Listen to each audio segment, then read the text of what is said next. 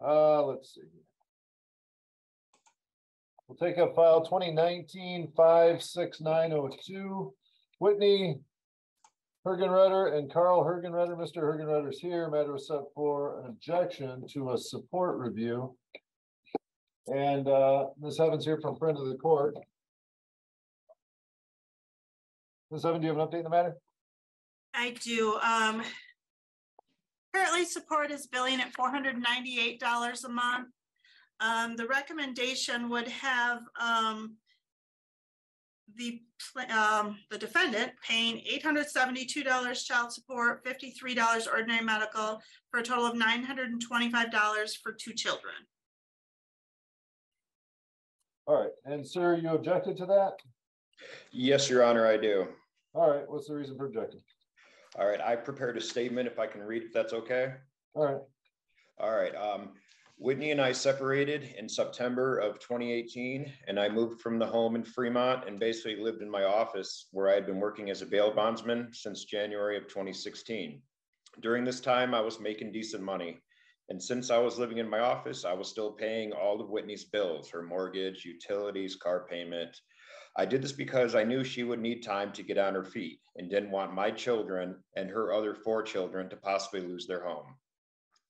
While living in my office, I would drive up every other Saturday I was off work to see my boys in her home while she would run errands or just have alone time for herself.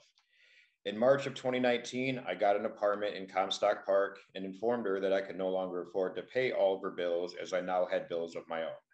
However, I did still pay some of her bills in lieu of child support as we had not been court ordered as at that time. I would drive up to Fremont Saturday morning and bring my boys to my apartment and return them to their mother on Sunday nights every other weekend. We had a custody/child support hearing in February of 2020, and that is where child support was established at $495 a month, and we agreed to determine visitation schedule on our own. That has never been an issue between us. As we all know, COVID-19 happened in March of 2020 and the stay-at-home orders began. I was furloughed from my employment and was told to file for unemployment to survive. Our boys are both immunocompromised, so I stayed at home and only left to pick up my boys for visitation. This time I would get them 3 weekends in a row, and then 1 weekend they would stay with their mother. Child support was still paid and has not been an issue until this 3-year review. My bail bonds job never called me to come back, and in August of 2021, I started working at My Prime Logistics, which is a delivery partner for Amazon. However, my work schedule was Wednesday through Sunday, so Whitney and I changed my visitation schedule to Monday morning to Tuesday evening. In July of 2022, our boys were finally getting ready to start school for the first time. Since I had been at my job almost a year, they allowed me to switch my work schedule to Monday through Friday, so I could get our boys on Saturday morning to Sunday evening again. This schedule also allowed Whitney to work on the weekends that I had our boys while able to work while they were in school during the week. During this time, on top of child support, I was still paying some of her bills. I paid off the 2009 GMC Yukon that she drives to this day. It was in my name, but I knew this was her only mode of transportation. I signed over the title to her last month, April 2nd, 2023, to have her get it and to put in her name with her own insurance, so I wasn't paying that anymore. We do have a phone plan together in her name that I also have been paying, but our phones are paid off at the end of next month, and I will be getting my own plan at that time. The internet at her house is in my name, but she has been paying that on her own. I've been trying to get all of our finances separated this year. In February of this year, I moved into my girlfriend's house as my rent skyrocketed to $995 a month at the apartment. The rent, utilities, car payment, insurance, plus a couple of Whitney's bills were taking a huge financial toll on me. I pay half the bills where I live now, but it's a much bigger place. Then I received the 3-year child support review paperwork. I sent in my check stubs and paperwork as requested. Then I was flabbergasted to see that the recommendation was to raise my child support from $498 a month to $925 a month. Currently, I gross $800 a week.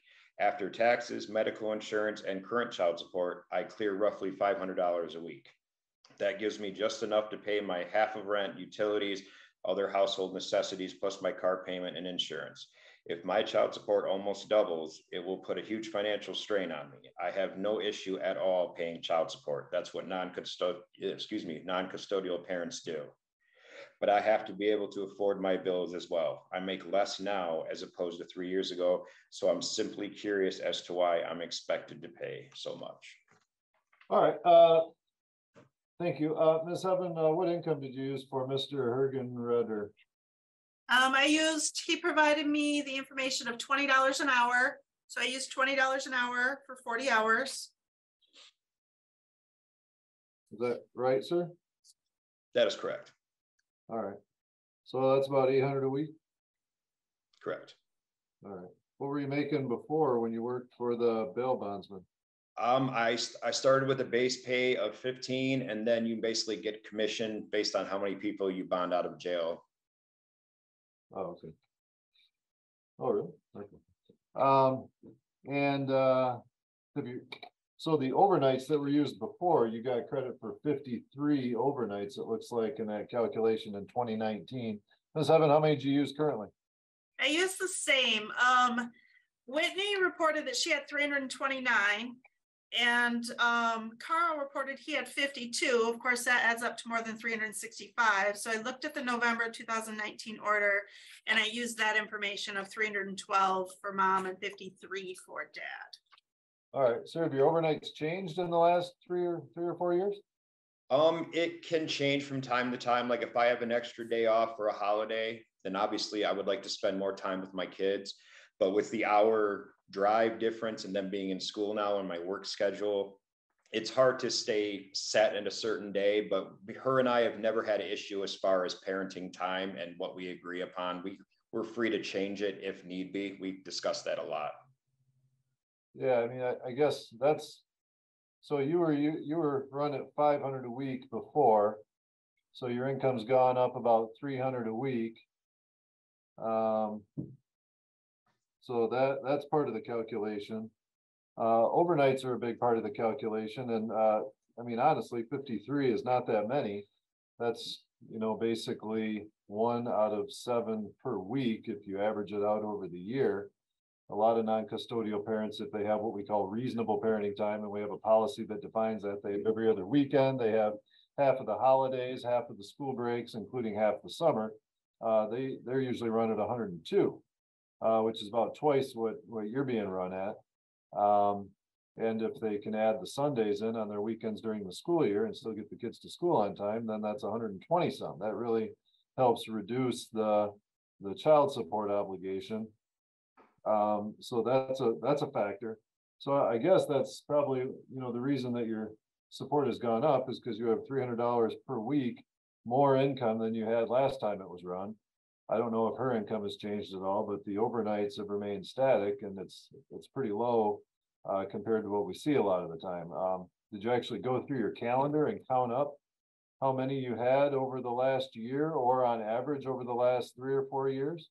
I have not actually like grabbed a calendar and looked. It's just how it's been since her and I split up almost 5 years ago. All right, you don't have any extended time in the summer where you take them for a week at a time, or you don't have half of the Christmas break or anything like not. that one? I'm always at work Monday through Friday. Yeah.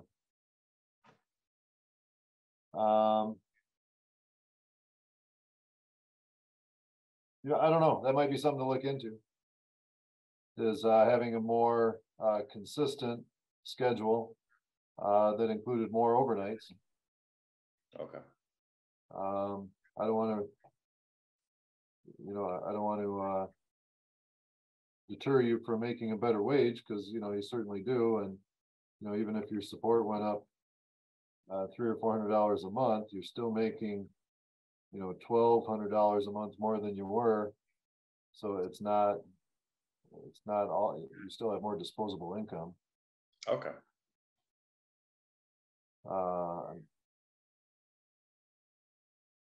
You know, I don't know. Ms. Hergenreder isn't here. Do you know if what her thoughts were on the support obligation? Did you talk to her about it at all, or no? We have not. She never brought it up to me. I didn't bring it up to her. I just felt it was better just to save it for the court and not kind of get into any sort of out of court legalities. Yeah, she would have gotten the same paperwork that you got and been notified to appear. She does have the kids on Medicaid and food assistance, so, you know, the income in her house is is low enough where she qualifies for those things. And that usually triggers a requirement that the court follow the recommendation from the child support guideline and setting support.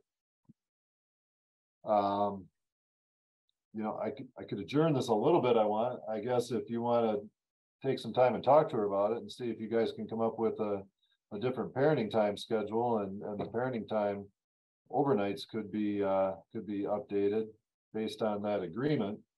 You know, like you said, there's no parenting time order, so I'm just going based on what you guys say and based on what it was calculated at before. But I mean, if the two of you even agreed on you having every other weekend throughout the school year and half the summer and half the holidays, like the reasonable parenting time says, that, I mean, that's twice as many overnights. I guess just having real quick, just plug in 102 overnights and see what that does to the bottom line, as they say.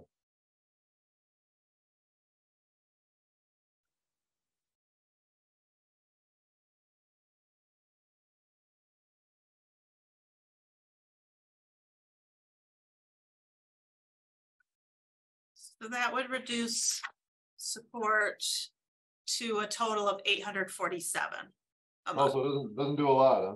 Takes it down about $80 a month. Yeah, I mean, there's a huge difference between mom's income and dad's.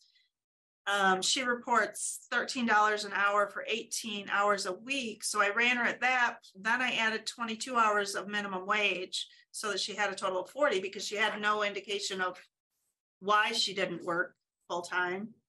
Okay, so you did use a full-time work week, but it was split between those two wages? Yeah, I mean, I could run it at 13 if you think that's appropriate, but I don't know. Where does she work at? Where does she work, sir? I honestly do not know. I know she drops off my boys at her ex's mom's house on Fridays, and then I pick them up from there Saturday morning when I wake up. And so she works somewhere out here in Grand Rapids. I think it's some kind of home health care thing, but I don't know because I just don't ask. I don't want to get in her business. We usually only talk if it's related to the children. Yeah, she's an in-home healthcare worker. Yeah, I would run her at the 13 an hour for the 40 hours at the very least, but that's the reported wage. Without her testimony as to whether more hours are available at that rate or what the reasons are for not working more hours, I would certainly run her at the wage that she earns at full time. See what that is.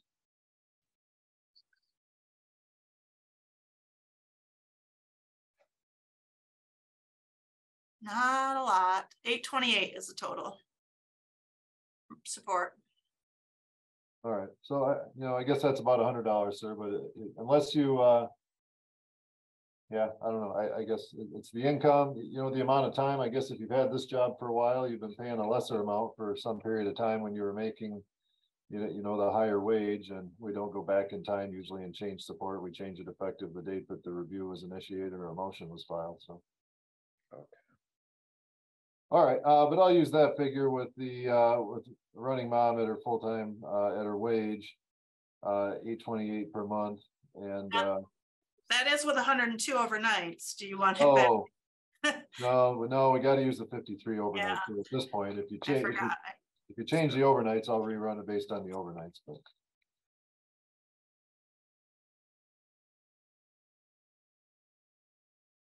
so 912 is the total. all right, so that's not a whole lot different, but I don't know. I'll go with that amount at this point. But if I guess you can save another 80 a month if you can bump those overnights up by agreement, or if you don't agree, if she doesn't agree, you can file a parenting time motion, and you can explain to me why you feel like you should have more time. And I don't tip my hand or make any guarantees, but I'll certainly listen to what you both have to say and make a decision that's in your kid's best interest based on that if you file the motion for parenting time. All right? Correct. Thank you, Your Honor. Okay. All right. I'll go with this $912 per month at this point. What's the effective date, Ms. Evan? May 1st. May 1st. Okay. All right. Anything else today, sir? No, sir. Thank you so much. All right. You bet. We should be all set. Thank you.